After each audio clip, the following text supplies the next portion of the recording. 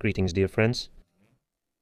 Yesterday, during an audition, a client came in and asked to listen to the Klipsch R-800F speakers, there to your left and right, and I took the opportunity to measure these speakers. So the measurement was done using a UMIK-1 measurement microphone from the listening position about 2 meters away from the speakers.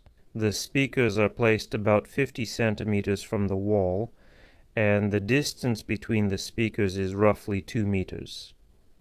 Basically, the speakers are set up the way they would be in any listener's home. The room equalizer wizard software was used for the measurement, and as I mentioned, the UMIK-1 measurement microphone was connected for the measurements. And of course, the calibration file for the microphone was also loaded into the program for both measurements. The speakers were measured individually, left, right, both together. On the left side you can see 3 measurements, left, right, both together. And then the second measurement is the measurement after calibration in the WIM Home program through the amplifier WIM-Amp, also left, right, and both channels together. Let's check what we have here. Open overlays. Here I set the smoothing to 1/3 of an octave in advance so that the measurement would be more or less reasonable for analysis. So in blue, which I'm highlighting now, we see the measurement before calibration. This is the true character of Klipsch. Notice that the maximum sound pressure we have is 100 dB, which is above the average of 90. We reach 100 dB already at 33 Hz. This is a very good result even for floor-standing speakers. Getting 33 Hz in a room is really impressive. And the biggest dip we see is at 3.33 kHz. It shows 82 dB, so let's calculate 82 minus 100. So the Klipsch fluctuation is 18 dB, which means plus or minus 9 dB from 0. Let's turn off the corrected one so it doesn't interfere, and let's see what we get here. We can clearly see the Klipsch's character here. Notice how it's distinctly and nicely elevated, which is exactly why Klipsch speakers have such strong bass. The mid-range can be called relatively flat, but it's there a little bit.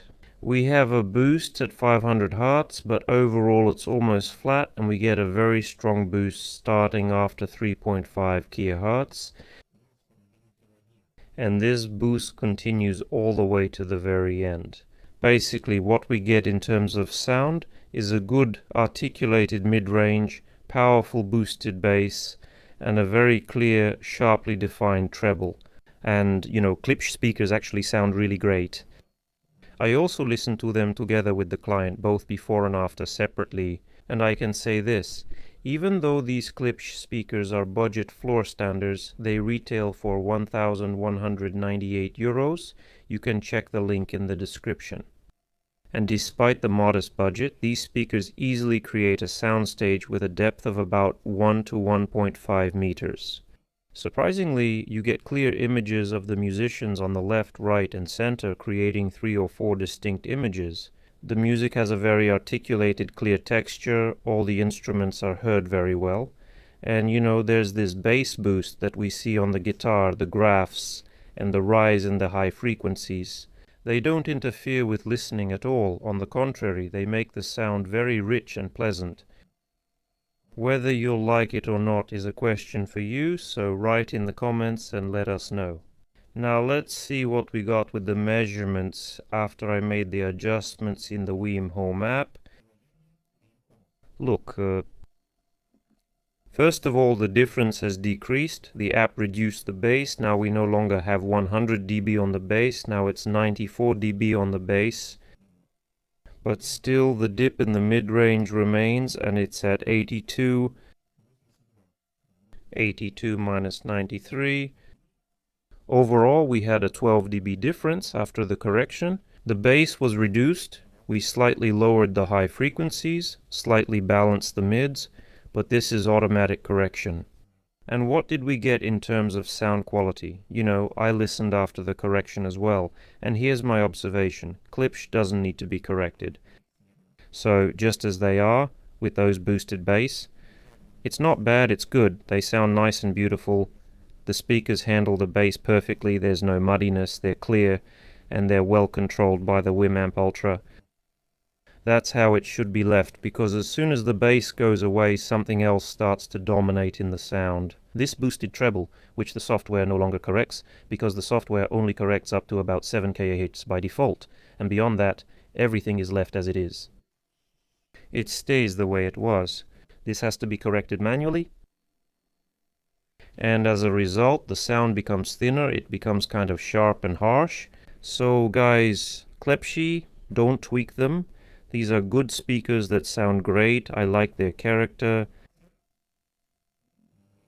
And what else can I say? If you have Klipsch R-800F, let me know in the comments how they sound and what you use to listen to them. Overall, great speakers. They really kick. They're almost audiophile grade, even though the budget is pretty modest for audiophile speakers. That's all for now. This was Arkady Zenin from Pre-Calibration. We're still in Riga, connecting people with sound, and may the power of the right sound for you be with you. Come visit us.